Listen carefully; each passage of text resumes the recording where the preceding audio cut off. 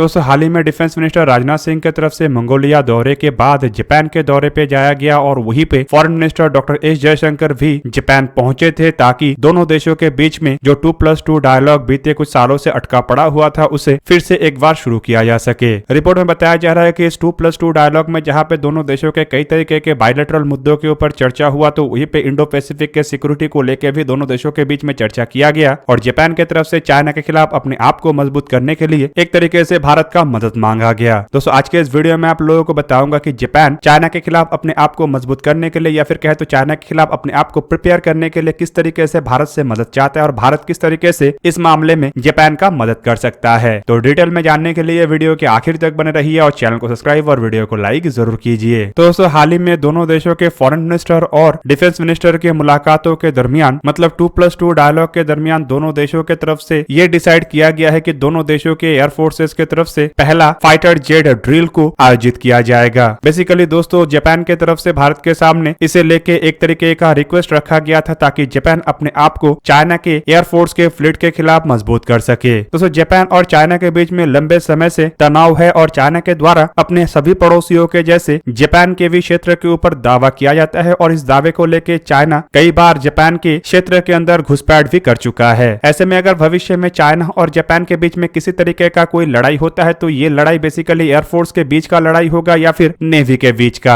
ऐसे में नेवी के मामले में तो जापान अपने आप को अमेरिका से ट्रेन कर रहा है लेकिन एयरफोर्स के मामले में जापान को इंडियन एयरफोर्स की मदद का आवश्यकता है। बेसिकली ये आवश्यकता इंडिया के सुखोई 30 MKI एयरक्राफ्टों का है जिसके वेरिएंट चाइना के द्वारा भी इस्तेमाल किया जाता है। दोस्तों सुखोई 30 MKI असल में सुखोई 27 एयरक्राफ्टों के फैमिली के ही एक एयरक्राफ्ट है और चाइना के द्वारा सुखोई 27, सुखोई 30 MKM इवन इसके सबसे अपग्रेडेड वेरिएंट मतलब सुखोई 35 का भी इस्तेमाल किया जाता है। हालांकि इसके अलावा चाइना के बेड़े के J-11, J-15 और J-16 जैसे एयरक्राफ्ट असल में इन्हीं सुखोई 27 फैमिली के एयरक्राफ्टों का कॉपी है। चाइना के J-11 जहां पे सुखोई 27 एयरक्राफ्टों का कॉपी है तो वहीं पे J-15 असल में सुखोई 30 MKM एयरक्राफ्टों का कॉपी है और J-16 असल में रशिया के carrier base multi role fighter aircraft Sukhoi 33 का ही एक चाइनीज सस्ता कॉपी है। हालांकि दोस्तों इसके अलावा दावा ये भी किया जा रहा है कि जापान और भारत के बीच में पहले ही सुखोई 30 MKI एयरक्राफ्टों के साथ जापान के F-15 एयरक्राफ्टों के ट्रेनिंग को आयोजित किया जाना था और ये साल 2020 के जून महीने में जापान के कमात्सु एयरबेस में आयोजित होना था लेकिन कोविड-19 के कारण इसे उस दरमियान रद्द कर दिया गया। हालांकि उसके बाद से जापान के अंदर कई तरीके के रेस्ट्रिक्शन होने के कारण ना 2+2 डायलॉग हो सका है और ना ही जापान और इंडिया के बीच में इस तरीके के एक्सरसाइज को फिर से आयोजित करना संभव हो सका। हालांकि दोस्तों इसके अलावा खबर ये भी है कि एक साल के बाद मतलब जुलाई 2021 में जापान के हायाकुरी एयरबेस में भी सुखोई 30 MKI एयरक्राफ्टों के साथ जापान के F-2 एयरक्राफ्ट मतलब F-16 के जापानीज वेरिएंटों के साथ एक एक्सरसाइज आयोजित किया गया था लेकिन वो भी नहीं हो सका क्योंकि उस दरमियान डेल्टा वेरिएंट के प्रकोप था और उस कारण से उसे भी तब रद्द कर दिया गया था। हालांकि दोस्तों जापान की तरफ से इंडिया के एयरफोर्स के सुखोई 30 MKI एयरक्राफ्टों के साथ एक्सरसाइज को लगातार आयोजित करने का प्रयास किया जा रहा है और जापान अपने एयरफोर्स को इंडिया के सुखोई 30 MKI के साथ इसीलिए ट्रेन करना चाहता है क्योंकि जापान के लिए चाइनीज एयरफोर्स फिलहाल एक बड़ा थ्रेट बना हुआ है और चाइनीज एयरफोर्स के बेड़े में आपको ऑलरेडी बता चुका हूं कि किस तरीके से इसी सेम टाइप के एयरक्राफ्टों के भरमार है। हालांकि दोस्तों सुखोई 30 MKI एयरक्राफ्टों के साथ अगर जापानीज एयरफोर्स के एयरक्राफ्टों के एक्सरसाइज होता है तो इससे जापानीज एयरफोर्स को काफी हद तक बेनिफिट मिलेगा क्योंकि इससे जापान को यह जानने में मदद मिलेगा कि किस तरीके से ये एयरक्राफ्ट काम करता है और किस तरीके से इन एयरक्राफ्टों के मैन्यूवरेबिलिटी को चकमा दिया जा सकता है। हालांकि इसके अलावा एयरक्राफ्टों के फ्यूल कैपेसिटी, एयरक्राफ्टों के रेंज, क्रूजिंग जैसे मुद्दे को लेकर भी जापान काफी हद तक जानकारी हासिल कर पाएगा और इसके अलावा जापान को यह भी पता चल जाएगा कि इन एयरक्राफ्टों को मेंटेन करने के लिए कितना समय लगता है और कितने समय के बाद फिर से ये एयरक्राफ्ट हवा में आके हमला करने लायक तैयार हो जाता है।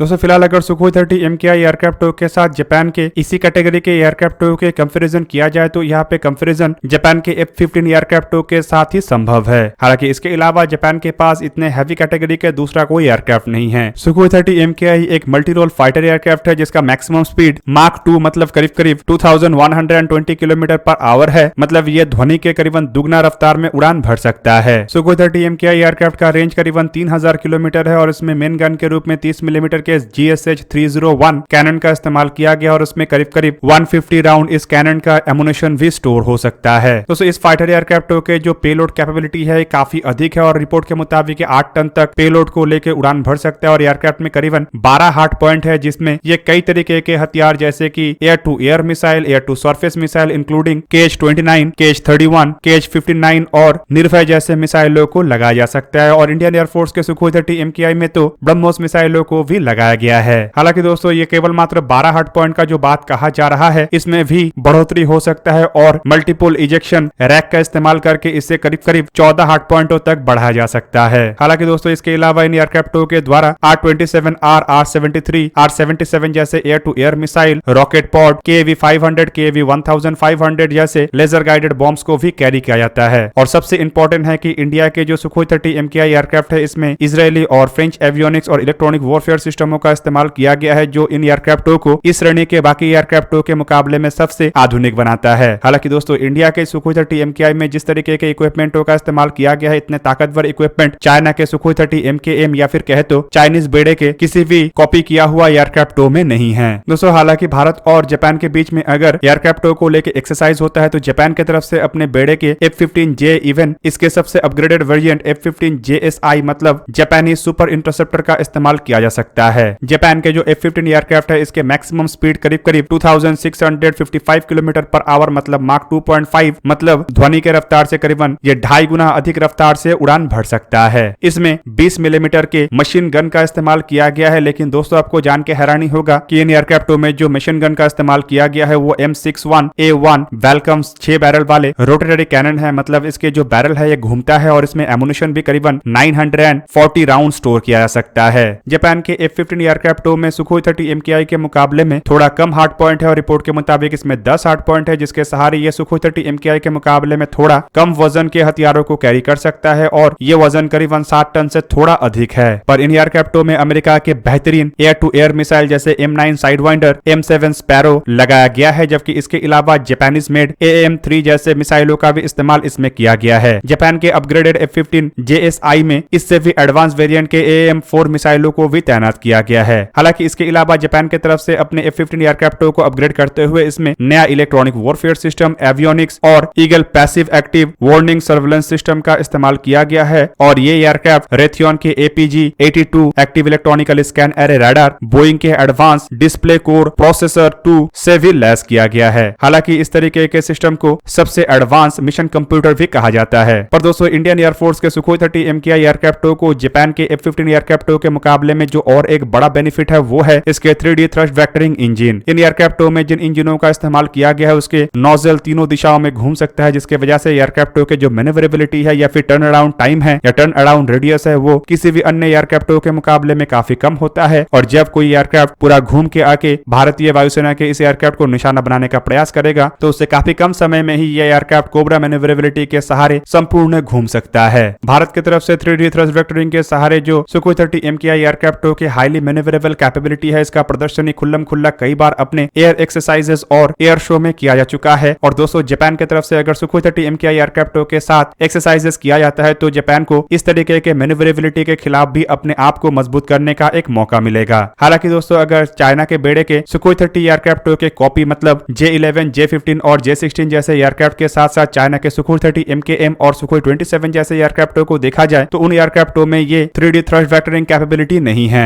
दूसरी तरफ चाइना के बेड़े में केवल मात्र एक ही एयरक्राफ्ट है जिसके पास 3D थ्रस्ट वेक्टरिंग कैपेबिलिटी है, तो वो है सुखोई 35। हालांकि दोस्तों सुखोई 35 में रशिया की तरफ से चाइना को इस तरीके की कैपेबिलिटी दिया गया है कि नहीं इसके बारे में जानकारी नहीं है, लेकिन एटलीस्ट रशिया के बेड़े के सुखोई 35 एयरक्राफ्टों को उसी तर्ज पे डेवलप किया गया है। अब दोस्तों जापान और इंडिया के अगर रिश्ते को देखा जाए तो यहाँ पे दोनों देश काफी अधिक क्लोज है और दोनों देशों के बीच में 2+2 डायलॉग के अलावा और भी कई तरीके के बायलैटरल और मल्टीलैटरल फॉर्म में एक दूसरे के साथ काम करने का लंबे समय का एक्सपीरियंस है। भारत और जापान दोनों ही क्वाड का हिस्सा है जो बेसिकली अमेरिका, ऑस्ट्रेलिया, जापान और भारत के नेतृत्व वाले एक ऐसा संस्था है जिसे इंडो पैसिफिक के सुरक्षा के लिए बनाया गया है। और दोस्तों आपके जानकारी के लिए बता दूं कि फिलहाल इंडो पैसिफिक को लेके जापान और भारत के सोच एक ही जैसा है और दोनों ही चाहता है कि इंडो पैसिफिक फ्री और ओपन रहे। हालांकि दोस्तों अगर देखा जाए तो भारत और जापान दो केवल मात्र ऐसा देश नहीं जिसके साथ चाइना का बॉर्डर डिस्प्यूट है। और चाइना का अगर बॉर्डर डिस्प्यूट को देखा जाए तो लगभग सभी अपने पड़ोसी देशों के साथ चाइना का इसी तरीके का डिस्प्यूट है, चाहे वो मंगोलिया हो, साउथ चाइना सी में स्थित छोटे छोटे देश हो, इवन रशिया हो। हालांकि हाल फिलहाल के सालों में रशिया के साथ चाइना की तरफ से अपने डिस्प्यूट को नहीं उठाया जा रहा है क्योंकि चाइना को अमेरिका के खिलाफ अपने हथियारों के आवश्यकताओं को रशिया के द्वारा पूरा करना है। तो दोस्तों ये था आज का वीडियो। अगर आपको वीडियो अच्छा लगा तो लाइक कीजिए और मेरे चैनल को सब्सक्राइब कीजिए और साथ में बना हुआ बेल आइकन को भी प्रेस कर दीजिए ताकि आप मेरा वीडियो वीडियो देख पाए सबसे पहले।